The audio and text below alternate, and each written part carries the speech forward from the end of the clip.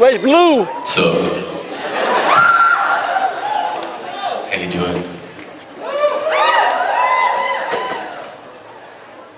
Yeah. I can just sit here. I already apologized backstage, but I'm gonna say it again. I apologize in advance if I get emotional because, I mean, come on.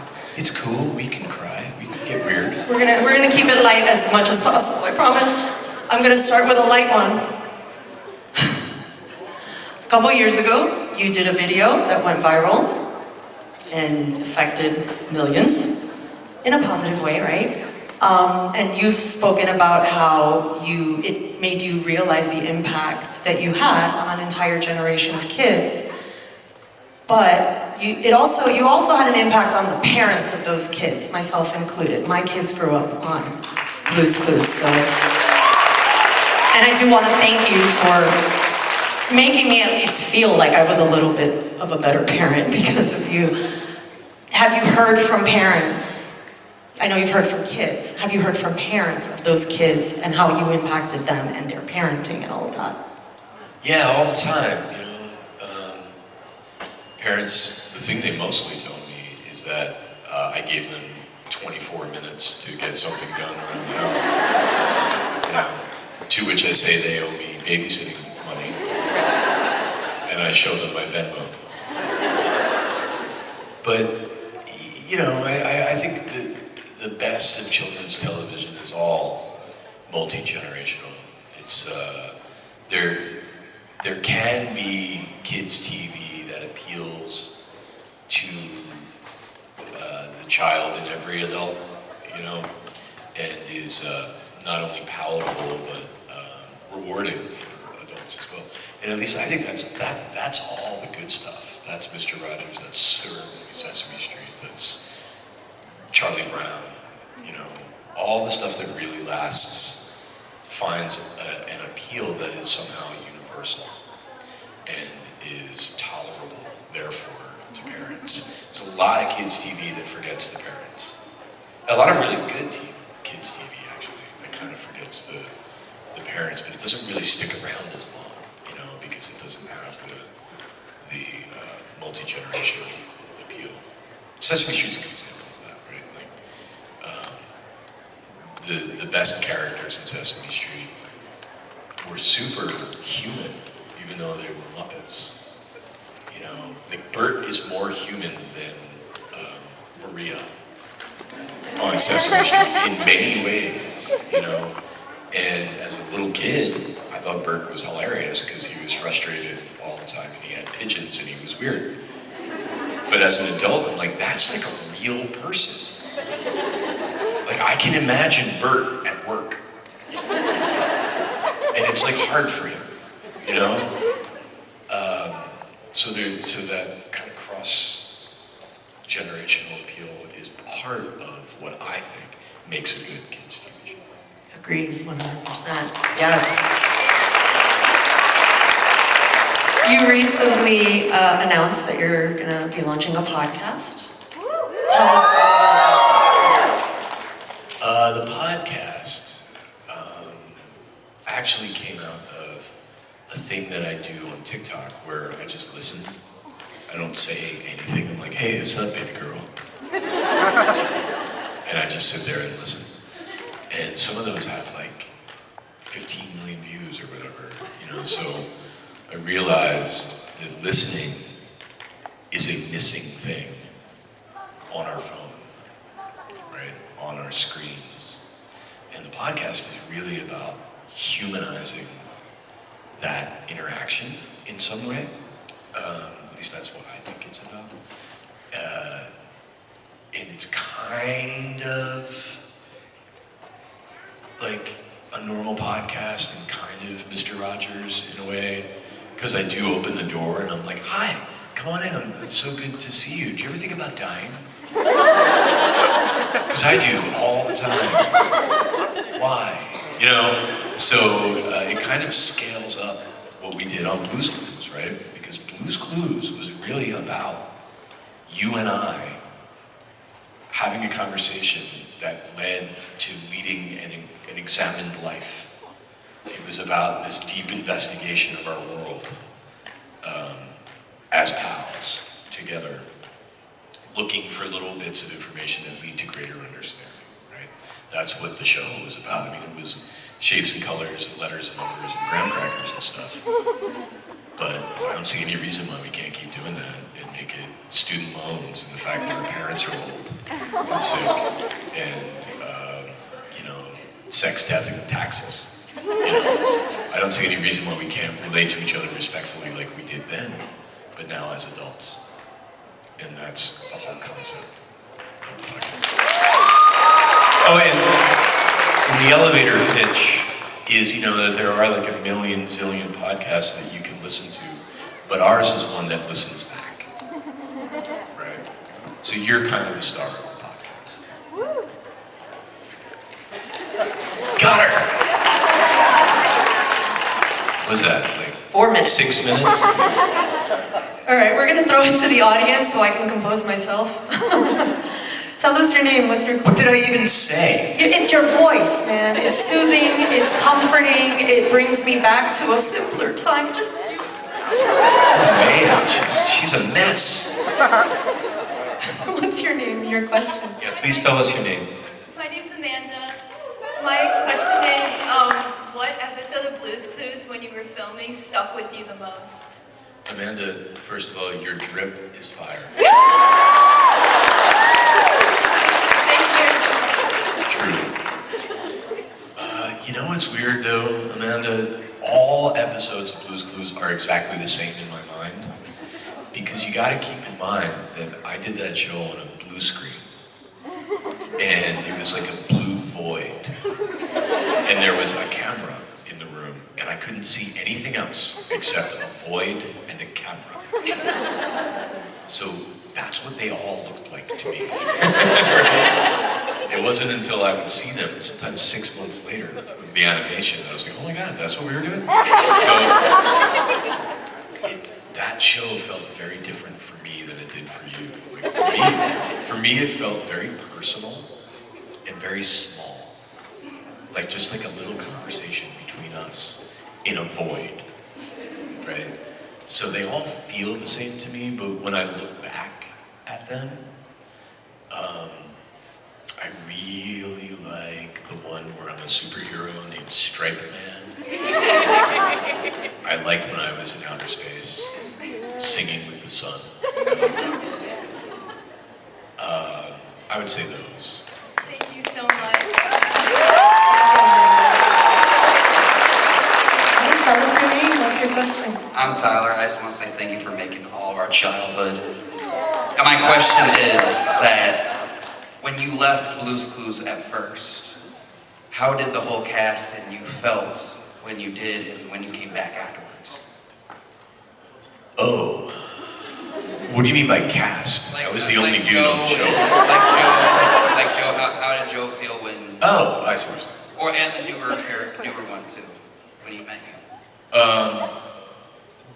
Joe, whose real name is Donovan, and I were immediately trouble.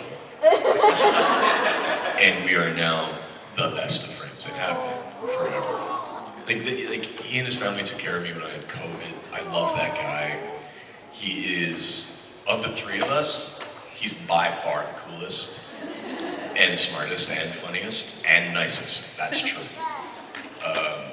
But Josh, Dono, and I legit hang out all the time. Like we're actually really good friends. They are among my closest friends. And when Dono came on the show, I was like, I'm out of here. I'm done. You take care of the dog. Right? And then I went off and tried to be an indie rock star or whatever I was trying to do back then. And but when Josh came in, I was like, what are you guys doing? Can I help? Can I help? And I helped find Josh. I trained Josh. It was very Luke and Yoda. Because I was shorter and balder and green and much older, on his back as he's swinging on the vine.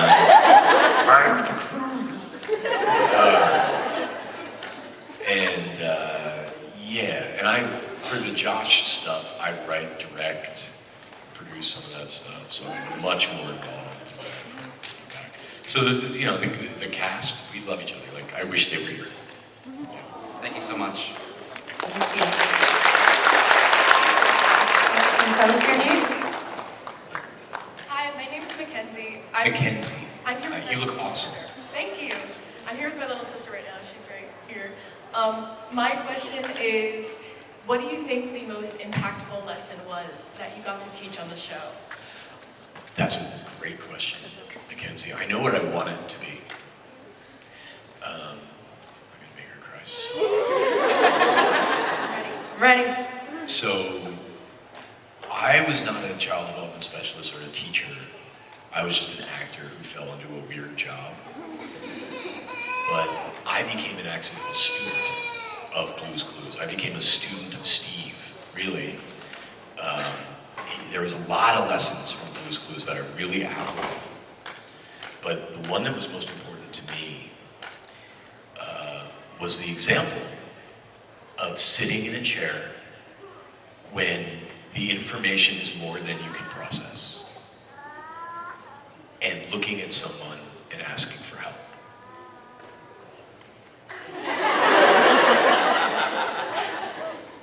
Steve, what are you doing?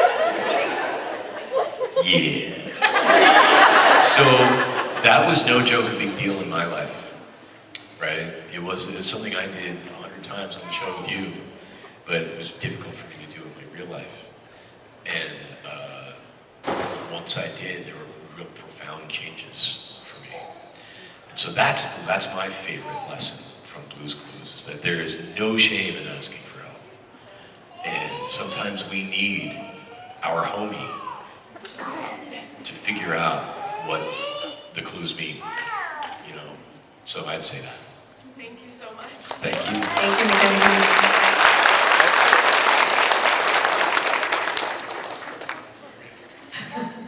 All right, tell us your name. What's your question? My name's Rachel. Hi, Rachel. Hello. Okay. My question is, if you had to write a letter to Steve from 1996, what would it say? What a great question. 96, now I'm remembering Steve in 1996. You mean once the show aired or before the show aired? Sure. Well, which one? When it airs, I don't know. Okay. I would say relax, dude. I was I've talked about this in the past, but I was not aware what was going on with me, but the whole time I was on that show, I was dealing with undiagnosed severe clinical depression. Yeah, it's true. And I didn't understand that. I was a kid. I was like 20s, early 20s. Like, I didn't really know what was going on with me, but I knew that my job was hard because my job was to be endlessly happy at all times. And some days that was really quite hard. But depression isn't all sadness, right? Like, for me, a lot of it came out in what we now call imposter syndrome. I felt so unqualified to be on that show. I was convinced that they had the wrong guy and that I shouldn't be there and that it was supposed to be a teacher or something and that I was leading someone else's life. And so because of that, there's a lot of anxiety and like almost panic at all times about being Steve. And I would tell that dude, relax, man, you have literally the coolest job. You have no idea how cool this job is. Just embrace it. Like, jump in, that's what I would tell that guy. And also, see if you can convince them to give you better pants. Thank you for your question. Thank you. What's your name? Lena, Hi. I've seen in the episodes where they introduced paprika. How did Mr. Salt and Miss Pepper create paprika? Tell me your name again. Lena. That's a good question. This is useful, right? Don't think of them as spices. Think of them as containers. Just as everything that makes you you is what's unique inside of you. That's how it works with the condiment factor. All right, so think of them more as shakers than spices. Because mom plus dad might equal something completely different, you know? And it's what's inside the shaker that makes them who they are and makes them special. Thank you, Lena. Tell us your name. What's your question? My name is Chrissy, Hi. and I wanted to know what Steve went to college for. I forget what the official, what they said, but in my mind, Steve like studied forensic science and criminal justice, and now he's the world's shittiest detective. Like out there in the world, like trying to solve crimes, and he's like still needs your help. Like, so if the blood spatter is at 47 degrees, but the bullet hole is on the east wall, who shot this guy? What other thing can you do this could do for us? Oh, please, I know. You know why? Because I'm just getting over COVID, and I'm on so much Dayquil right now. I don't know what'll happen. Thank you for your question.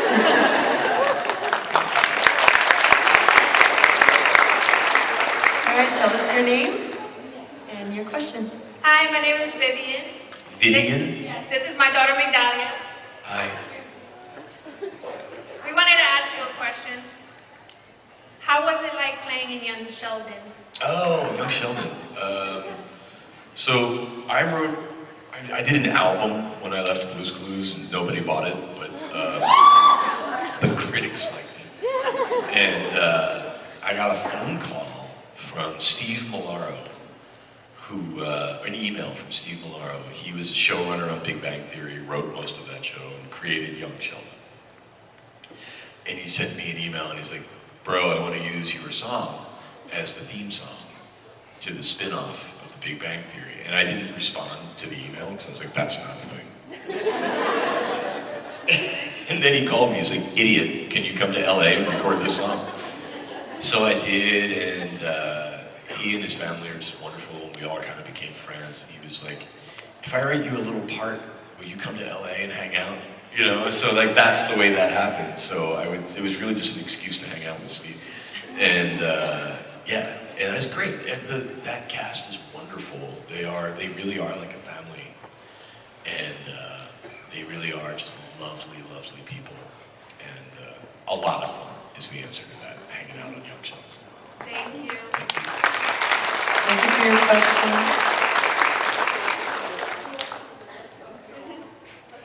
All right, next question. Tell us your name. What's your question? Hello, my name is Victoria, and my question.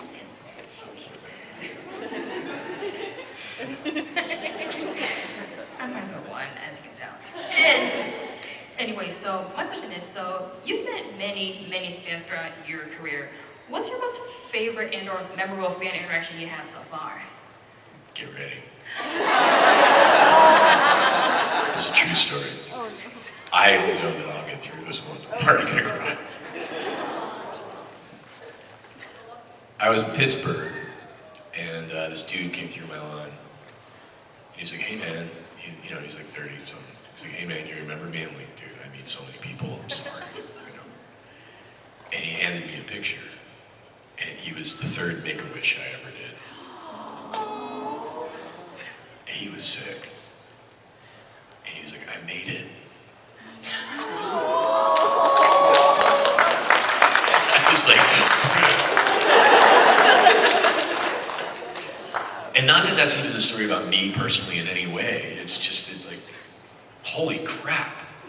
Like, that's like a miracle, A, and B, that we got to reconnect in some way after all those years. It just seemed like, oh, this is a little moment that like shot out of the sun from heaven on a beam for us to be in right now, you know. That's my favorite. That's my favorite one. Thank you for your question.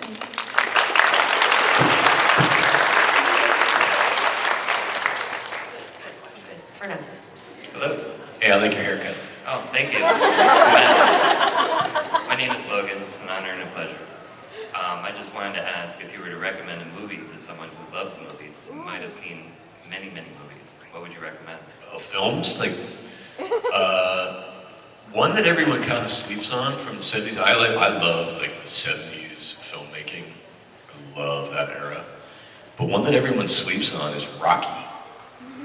That is such a good, it's my favorite movie, but that is such a good film, because the other ones are kind of ridiculous. But that first one is excellent, heartbreaking, and, kind of sappy, kind of overly sentimental, but like beautiful film, and only vaguely about boxing. I love that movie from that era. I also like Cool Hand Luke is a go-to for me. That's a really beautiful film.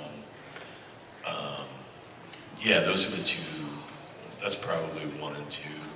I like Paul Thomas Anderson's films a lot. I'm a fan. Yeah. That's... Okay, excellent answer. How about you? Interstellar would probably be one of the top ones. Interstellar, without that soundtrack, I don't know if that's a good movie. That's true. I'm serious. I mean, obviously McConaughey's so good in that one scene, and there's like a couple of great moments, and the water planet with Tars is like so good. But the plot of that movie is pretty bad. Yeah. It's like, this makes no sense. Like, literally I'm trying not to pay attention to the science, and this makes no sense. But the soundtrack to that film is my favorite part of that film. Yeah, I would say that too. Or Jurassic Park is another great one. Yeah, good one. Thank you very much. Thank you. And tell us your name. Hi, I'm EJ. Hi, AJ. I was wondering, one of the main things that I learned was small bits of sign from Yeah. Blue's Clues. I still use thank you. Sorry. Did you ever learn any more afterwards? I don't sign. The deal with that was Angela Santamero, who created Blue's Clues, she's a genius. She would always say, like, look, if we have a thesis for the show, like imagination or something, if that's the word I'm going to keep trying to teach, it should have a repeatable physical gesture, right? That's one way that preschoolers learn. And so I'd be like, imagination or something. And then we realized, what's the American Sign Language for that? I bet it looks like that, right? And so it's like, oh, there are a million places where we can underscore and emphasize and highlight our curriculum physically and also be communicating in another language. And so I just ran with that. I just hired a consultant and we would just mark up the script. That's awesome. And we immediately were like, oh, thank you, help. We're like, oh, this is great, but I don't sign. Oh, Yeah, I wish I did. It's a beautiful language. it really is. And I'm Italian, so I'm like always like, Well, thank you. thank you. What's your name? Melissa. And You had mentioned earlier, you were saying how like the message that you want people to take away from Blue's Clues would be, to ask people for help and stuff. And very briefly, but I mentioned earlier that like I had a very traumatic year last year. I had to like hold on to that lesson very firmly to get myself through it. And then I went into this year being like, I need to meet Steve Burns, I need to meet Veronica Taylor. These people pretty much kind of like laid the foundation for me to become as strong as I was to get over the obstacles that happened last year, asking for help, being inquisitive, maintaining my creativity and such. And I guess this comes down to my question being, who or what has inspired you to, have your own outlook in life? Like I look at, when you post on social media and stuff, like, I know it's just social media, but your own views of the world, like what was your foundation that created you? Sorry, big one. my first hero in life was Rocky. But not that he's like a guy who beats people up, but that he was a guy who thought very little of himself. right? But discovered something. He unleashed a Balrog within himself. Like, he discovered something indomitable inside of him that just would not be defeated, right? Just wouldn't. And this idea that this bum, you could just knock him down, but you couldn't beat him. You couldn't because of his heart, right? Make me cry. Yeah, no, but that's why that movie is so good. You know, he loses the fight. Well, spoiler. But he wins the movie. It's so good. That was my first hero, and that's part of what Cool Hand Luke is about too. I'm now realizing. But also my dad. You know, my dad was a very quiet guy, kind of hard to know. You know, he had a very deep voice, and he almost never spoke. But when he spoke, it was a big deal. And he just kind of walked the walk. You know, he was always out there, like, doing stuff for other people. He lived a life of service, you know, and never spoke about it, ever. Right? It was never about, look what I'm doing. It was about, you know, these are the things we should do. And the older I get, the more, at least from a kid's TV point of view, it's Fred Rogers. You know, I take every opportunity I can to tell people that I'm nothing like Fred Rogers, because I am nothing like Fred Rogers, right? That dude was a singular bodhisattva saint on earth who should be on our money, right? I'm just a regular screwed up, deeply flawed person like everyone else, right? But I think even he would be into that, like,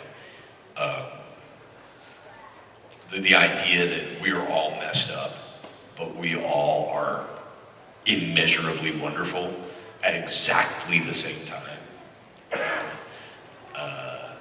Yeah, those are the people that I dig, and I've got authors and thinkers and philosophers. I like a guy named Thomas Merton a lot. I read a lot of him, but yeah. Thank you. Thank you for being the flawed human individual that you are, so that we all flawed human individuals know that we can do it too. Yeah, right on. I love that. That's right. Tell us your name.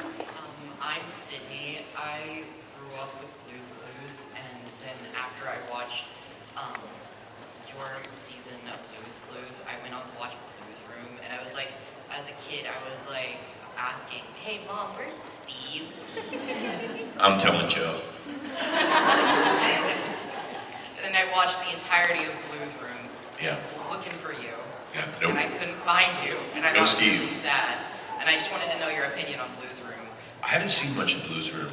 That was a very different aspect of Blue's Clues. Like, that was a different production company, different people, because it was puppets, right? A lot of really good puppeteers on that show. A lot of Sesame Hansen kind of people on that show. I know. All I know from behind the scenes is that puppets are expensive and hard to shoot. I know that was not an easy show to shoot. Not that being on the blue screen was easy, but I didn't see much of Blue's Room. I saw a little bit of it. I was like, Blue is speaking English. I'm out. These are not my clues. Right? And I'll be honest, it looked a little bit to me like this is a way for them to sell more consumer products. Like they're literally making the stuffies come to life. Like, I see what you're doing. I'm out. You know. So that's the real. Thank you. Next question. So, I'm not saying I'm not being self-righteous. If I had gotten a piece of the consumer products, I would have been like, let's do some Blue's Room. That looks like a great idea.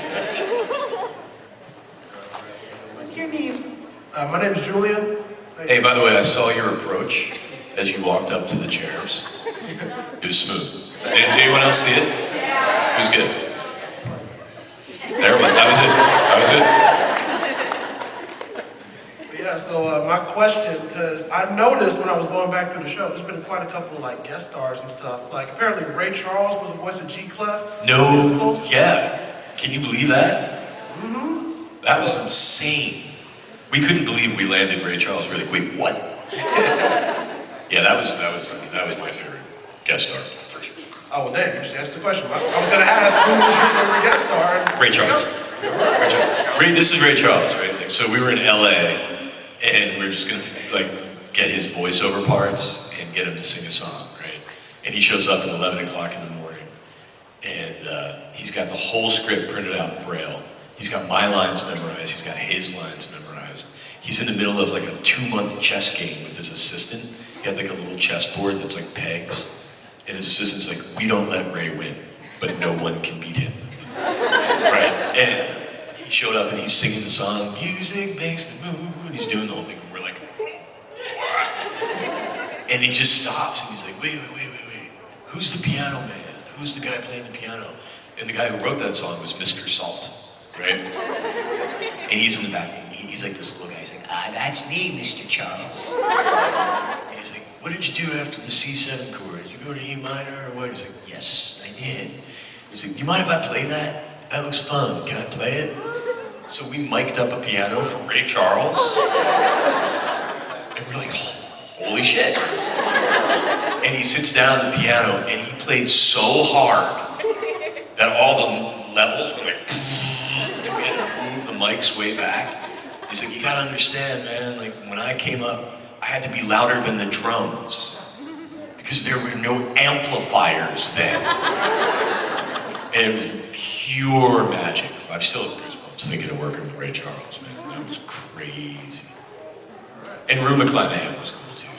And Marley Matlin. We had some good ones, but Ray Charles was this. You had Tyrese on there too. Yeah, Tyrese. I didn't really work with him, but yeah, Tyrese. Thank you.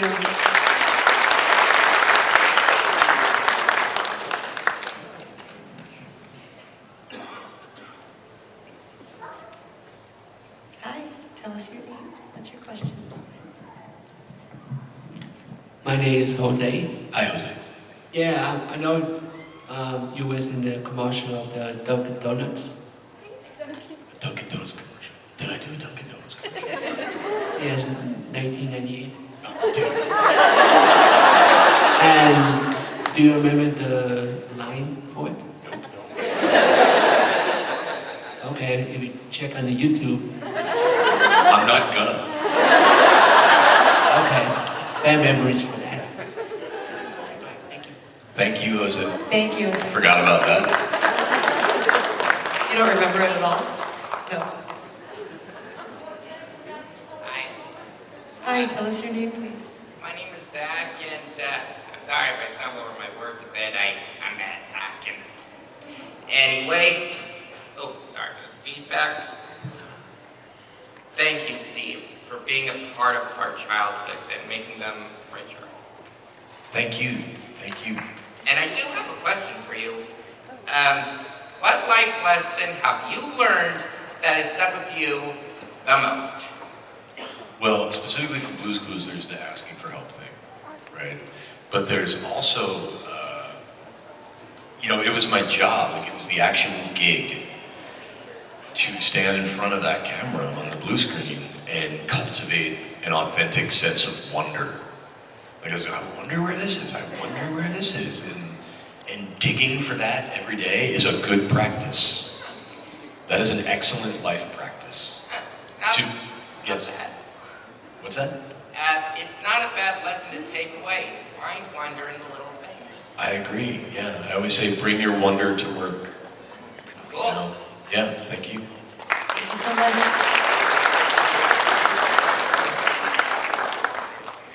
Hi, tell us your name. I am Lance. Oh, hello. So,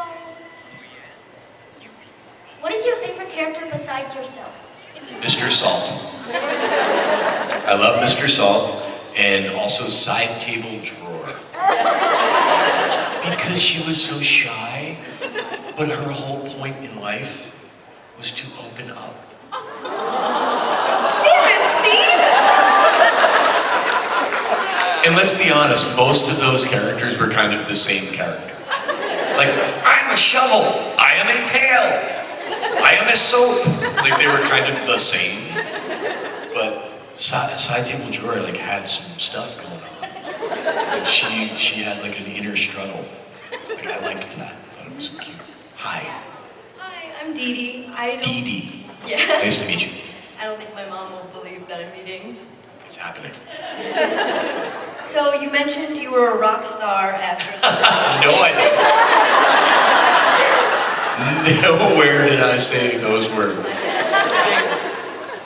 Have you ever been in a mosh pit, and have you enjoyed it? I was, yeah. Like I really loved the band Fugazi when I was in like junior high, and I was in a mosh pit a couple times, and no, I did not like it. I don't like crowds in general, and I don't like it when people are like pushing together, like in a crowded elevator. I kind of wig out, and I think everyone else in the mosh pit was like, "This is awesome,"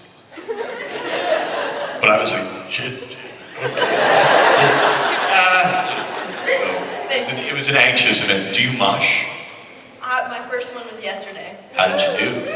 It was actually kind of fun. Yeah. Can you do it? I need a few people, but... If we can get a mosh pit going at a Steve from Blue's Clues panel, I really feel like that would be pretty awesome. So you can get that going, Dee Dee, in the next 8 minutes and 20 seconds. You would be a real hero. Yeah, do it. I'm just saying. Right? Thank you, Dee Dee. Hi, what's your name? Hi, my name's Brianna. Hi, Brianna. A little turn from that question, but I was wondering, you were pretty young when you started Blues and everything, and I was wondering if you were in school or if you had a plan, if you were like aspiring actor, or if this was like totally out of left field for you, and what you had expected for your life. All of those things. I mean, when I was in college, when I was a freshman in college, I won a National Acting Award for Best Scene Partner at the Kennedy Center in DC. So I was like, oh, I'm going to be a very serious actor. And that's what I was good at. That's what everyone told me I was good at, was being like the short guy, dangerous actor from the 70s, Dustin Hoffman, Al Pacino, like that. That was what I was patterning off of, and that's what I felt that I was good at. Just because that's what people were saying I could do. And this is a true story, but when I got to New York, Blue's Clues was one of the very first auditions I had. And I thought it was to be the voice of a cartoon. And when I got into the room, there was a camera, and I was like, oh, no. Like, this is to be a dude on a kid's show. And if I'm being completely honest, if I had known that, I probably wouldn't have gone. Not that I was like poo-pooing kids TV or anything. I just had no interest. I wouldn't have assumed I'd be any good at that. You know, I had long hair. I had earrings. I had a pack of cigarettes in my back pocket. It's true. When I auditioned for that show, and I was like, there is no way. There is no way I'm getting this part, right? And I think that had a lot to do with why I always felt miscast. You know, the script in the audition, when I read it was sort of like a game show, like almost like The Price is Right or something, right? Which one is the triangle? And for some reason, I was thinking, oh no, I'm gonna act this really hard. So I got like super close to the camera, and I was like, which one is it? Like I got like really intense about it, you know? And I don't think that's what they had in mind, you know? So I remember looking at Angela, the creator of the show, and she was like, but then they called me and they were like, that was really strange. And we really liked it. Can you do it again? You know, so it was very much of a left turn for me. My friends still can't believe that I ended up on Kids TV. They're like, that's the craziest thing. So, but I think that's why it worked. Thank you. We have time for just a couple more questions. What's your name? Shubidi-yay. Puppy. Hi, Steve. My name is Jordan. This is my sister Alexis, and we just wanted to say that you were my childhood hero. Like, you really inspired me a lot. Thank you. Of course. What was it like to work with one of the Golden Girls in the Treasure Hunt episode? She was such a badass. She was, first of all, she at that point, Rue McClanahan was already a legend of screen theater. Like, she was a legend. And she showed up, and we were just very lucky to have someone like her on our show. And she took good care of me because she knew I was terrified to work with her.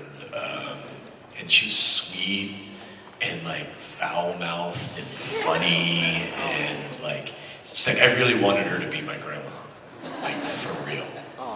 And she was like, I don't know, just another level up, you know? She just was so professional and lovely. Like you would love to hang out with her. She's just great in every way. Can I ask one more question? No, I'm so sorry. We're running out of time with a couple people. Thank you for your question. All right, next up, tell us your name. What's your question? Hi, I'm Dana. I don't actually have a question. I was an adult when the Blue's Clues came out, but I was the mother of 2 toddlers. And so they loved your show, and so I loved you for that. Oh, thank you. I was a young, exhausted mother of twins, and my children watched the show, and they called the pajamas magentas for years, and I never corrected them because that was very cute. And so, as a mom, I just wanted to say thank you for being entertaining enough to give this young mother 20-minute breaks every day. It's my pleasure. Thank you. And I'll get you my Venmo later. Thank you so much. Next question. What was the funniest outtake or blooper that you had on set? Nope. Okay. I will tell you this though. There was an associate producer whose job it was to destroy my outtakes every day. Because I have a sailor mouth real bad. I always have my whole life. I got that from my mom. And I would just be like, where at the... Because like I was the only actor in every take of every shot, every day. There was a lot of pressure, you know, and if you screwed one up, everyone would have to do it again, and like, it was bad. Damn it, Blue, where is it? Tell me! Yeah, it was like that. Thank you. Thank you for your question.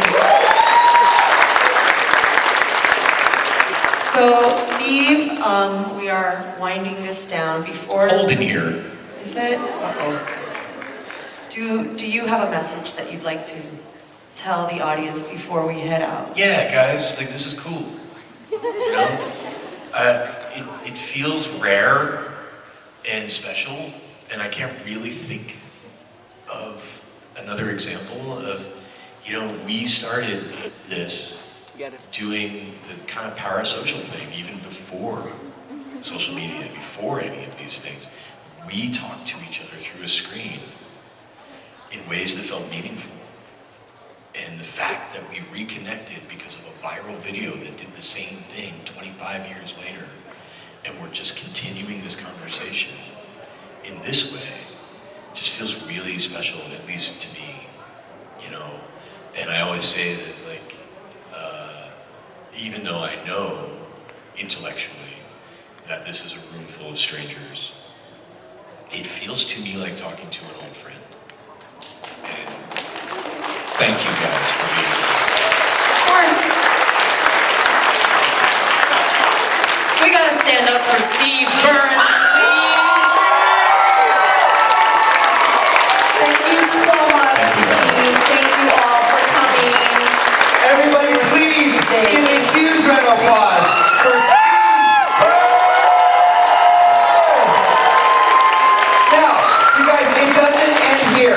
We're going to put on the screen, we're going to put a QR code, right? There'll be a QR code. You can take a photo of that, and you can schedule a photo or get an autograph with Steve. One more time, guys, to one of the nicest guys in the planet, Steve Burns. I'm not really that nice. Oh, yeah. Not particularly.